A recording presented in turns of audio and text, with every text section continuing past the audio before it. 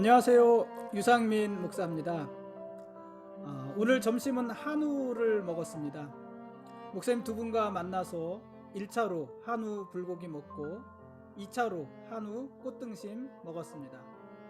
값이 꽤 나왔지만 오늘이 1년 중 마지막 날이니까 서로 자축하면서 무리를 좀 했습니다. 오늘 교회 강단에 내년도 표어 현수막을 걸었습니다. 우리는 기도하고 기대하고 기다립니다. 내년도 우리 표어입니다. 너는 내게 부르짖으라. 내가 내게 응답하겠고 네가 알지 못하는 크고 은밀한 일을 내게 보이리라. 내년도 우리 주제 성구입니다. 현수막을 거는데 왠지 가슴이 뭉클했습니다. 오늘이요, 제 차가 완전히 멈춰 섰습니다. 오늘까지 자동차 검사를 받아야 하는데 여전히 시동이 걸리지 않았습니다. 그래서 오늘은요, 보험회사 긴급 출동 서비스로 간신히 시동을 걸었습니다. 그런데 운행을 하려다 보니까는 브레이크가 전혀 작동하지 않았습니다. 아주 그냥 딱딱한 돌덩어리 같았습니다. 이거 브레이크 페달이. 그래서 브레이크가 전혀 작동하지 않았고요. 바닥을 보니까는 오일이 계속해서 새고 있었습니다. 그게 뭐 브레이크 오일인지 엔진 오일인지 아니면 뭐 다른 오일인지 모르겠습니다. 뭐 아무튼 꽁꽁 얼었던 차가 시동이 걸리면서 무슨 일인가 있었던 것 같습니다. 이번 주는 어쩔 수 없고요. 다음 주간에 수리를 받기로 했습니다. 오늘까지 받아야 될 자동차 검사는 뭐 당연히 받지 못했습니다. 며칠 전에 주문한 기도 수첩과 성경 필사 노트가 오늘 도착했습니다. 2022년 한 해는 교우들과 함께 기도 제목 나누고 함께 기도하고 함께 성경 읽고 함께 성경 쓰면서 보내려고 합니다. 그 과정에 주님의 은혜가 저와 여러분들 가운데 함께 하시기를 기대합니다. 오늘 말씀 보시겠습니다.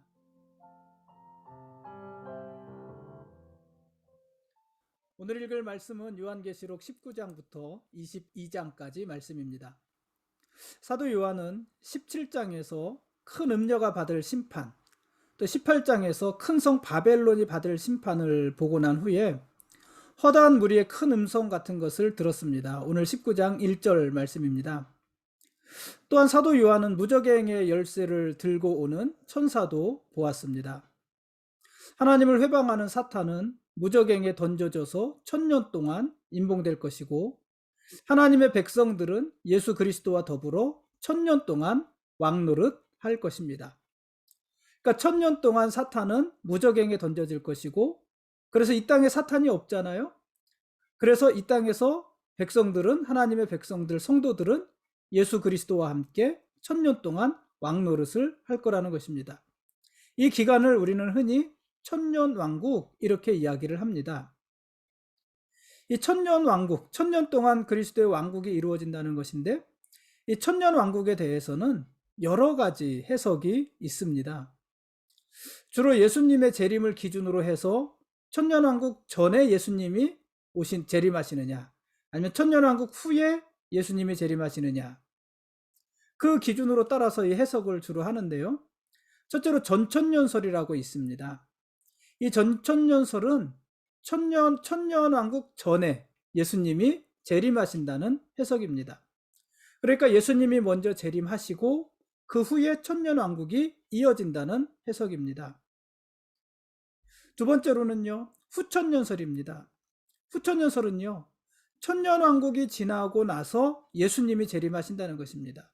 그러니까 천년왕국 후에 예수님 재림이 있다는 것이고요. 순서대로 말을 하면 지금 말씀드린 대로 먼저 천년왕국이 있고 그 다음에 나중에 예수님이 재림하신다는 그러한 해석입니다. 이것을 후천년설 이렇게 이야기를 합니다. 그럼 전천년설이 있었고 후천년설이 있으니까 또 무슨 후천년설이 있을까요? 뭐 중간천년설이라고 할까요? 뭐 그렇게는 부르지 않고요. 무천년설이라고 있습니다. 없을 무천년설, 천년왕국이 없다, 이런 해석이 있습니다. 이 천년왕국이 없다는 해석은요, 천년왕국이 아주 없다는 것이 아니라 이 천년이라는 숫자가 상징적인 숫자라고 보는 것입니다. 그래서 예수님이 초림하시고 재림하시기까지의 그 기간, 지금까지 몇 년 지났어요? 최소한 2000년 이상 지난 거잖아요. 또 앞으로 예수님이 언제 재림하실지 모르니까 시간이 얼마나 더 지나갈지 모르는 거잖아요. 그런데 그 전 기간, 그러니까 예수님의 초림과 재림 사이의 전 기간을 상징하는 말이 천년왕국이다, 이렇게 보는 해석도 있습니다. 이 해석을 보통 무천년설 이렇게 말을 하는 것이고요. 그러니까 실질적으로는 천년왕국이 없는 셈이 되는 것입니다. 그래서 무천년설입니다. 이 중에서 많은 교단과 교회들은 전천년설 혹은 무천년설을 지지하는데, 이 중 어느 것이 옳다, 어느 것이 정확하다, 이렇게 단정 지을 것은 없습니다. 그렇게 단정 지을 수 있는 것이 없습니다. 아무튼요, 그렇게 천년왕국이 끝난 후에 사탄은 드디어 불과 유황못에 던져져서 세세토록 영원토록 괴로움을 받을 것입니다. 20장 7절에서 10절까지 말씀이죠. 요한계시록 21장 5절에서 하나님께서 말씀하셨습니다. 내가 만물을 새롭게 하노라. 만물을 새롭게 하노라. 오직 하나님만이 만물을 새롭게 하실 수 있습니다. 하나님께서 만물을 새롭게 하실 때 하나님께서 새로 지으신 새 예루살렘의 광경이 펼쳐지고 사도 요한이 그것을 봅니다. 사도 요한이 보기에 이 새 예루살렘은 마치 신부가 신랑을 위하여 단장한 것 같습니다. 태초에 천지를 창조하시고 기뻐하셨던 하나님의 마음이 새 예루살렘에서 온전히 성취가 되어집니다. 하나님께서 요한계시록의 제일 마지막에 보여주시는 이 새하늘과 새 땅의 모습은요, 처음 소개되는 것이 아니라 이미 구약의 예언자들을 통해서 보여주셨던 환상입니다. 그거와 같은 모습입니다. 이제 새하늘과 새 땅의 아름다움이 눈부시게 빛날 것입니다. 아름답고 거룩한 성 새 예루살렘이 보이고 하나님과 어린 양의 보좌와 그 보좌에서 흘러나오는 생명수가 주는 풍요로움이 넘칠 것입니다. 모든 것이 하나님의 창조 질서를 온전하게 회복할 것입니다. 이런 날이 올 것입니다.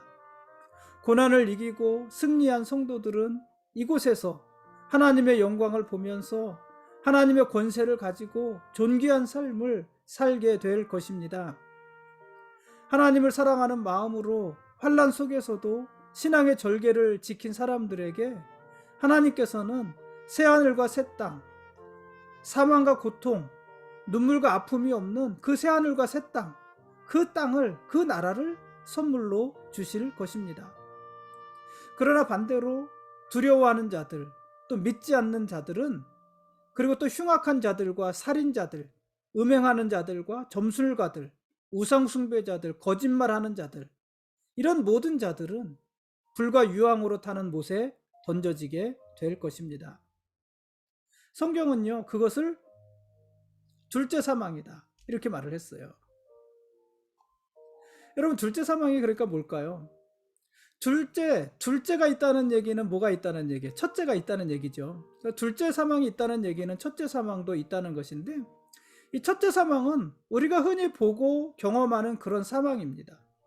바로 육체의 사망을 말을 하는 것이죠. 영혼과 육체가 분리가 되고 사람의 육체가 흙으로 돌아가는 그런 사망을 첫째 사망, 이렇게 말을 합니다. 이런 첫째 사망이 있기 때문에, 첫째가 있기 때문에 둘째 사망도 있는 것이죠.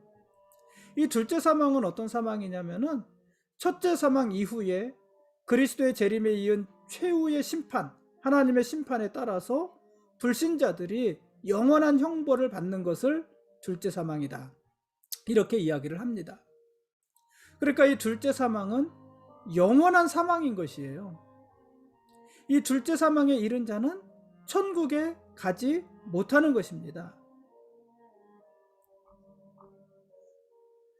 그래서 여러분, 이 둘째 사망에 이르지 않는 사람, 그 사람이 복이 있는 사람인 것입니다. 지금까지 이 모든 것을 증거하신 이가 말씀하십니다. 내가 진실로 속히 오리라. 그러자 땅의 모든 성도들이 화답합니다. 아멘. 주 예수여 오시옵소서. 주님은 알파와 오메가, 즉 처음과 마지막이시고 시작과 마침이십니다. 요한계시록 1장 8절에서 알파와 오메가 이 말씀으로 계시록을 시작했고, 또 오늘 요한계시록 22장 13절에서 알파와 오메가 이 말씀으로 계시록의 말씀을 마치는 것입니다. 주님께서는 창조와 구원의 역사를 시작하신 하나님이십니다. 주님께서는 다윗의 뿌리와 자손으로 이 땅에 오셨고, 이 땅 백성의 광명한 새벽별이 되어서 대적들을 심판하실 것입니다. 그렇게 주님은 창조와 구원의 일을 완성하시고 또 마무리하실 것입니다.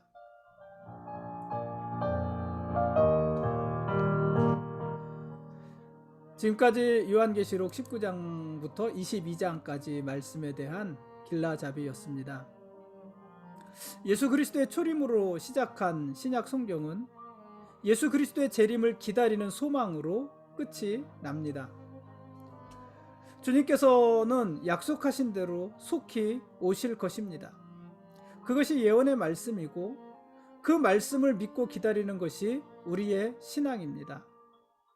그래서 속히 오시리라는 예수님을 기다린다는 것은, 그것은 우리의 신앙의 표현인 것인데, 그런데 우리가 예수 그리스도의 오심을 어떻게 기다린다는 것일까요?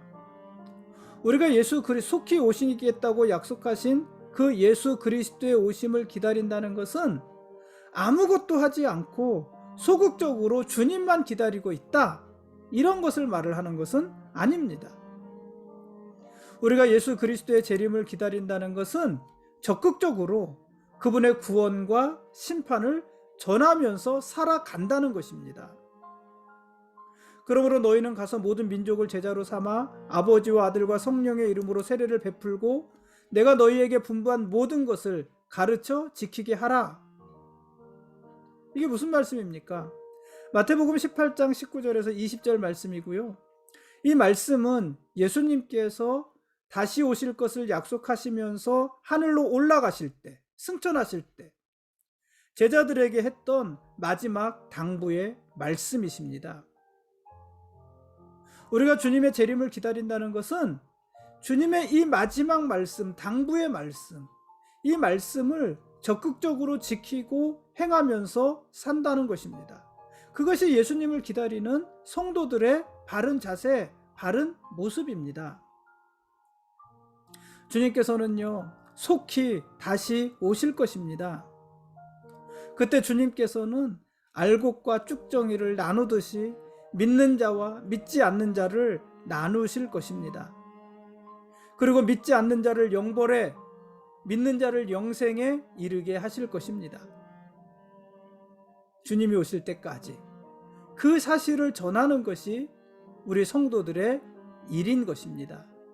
그것을 열심히 하는 것이 주님의 재림을 기다리는 것이다 하는 것입니다. 이것으로 신구약 성경 66권 말씀을 모두 읽었습니다.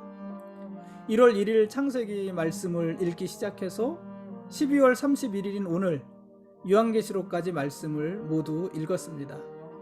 여러분 수고하셨고요. 그동안 함께 말씀을 읽으면서 이 길라잡이 영상도 시청해 주셔서 고맙습니다. 하나님의 말씀은 살아있고 활력이 있어 좌우에 날선 어떤 검보다도 예리하여 혼과 영과 관절감이 골수를 찔러 쪼개기까지 하며 또 우리 마음의 생각과 뜻을 판단한다, 이렇게 말씀하셨습니다. 히브리서 4장 12절입니다. 또요, 모든 성경은 하나님의 감동으로 된 것으로 교훈과 책망과 바르게 함과 의로 교육하기에 유익하다고도 했습니다.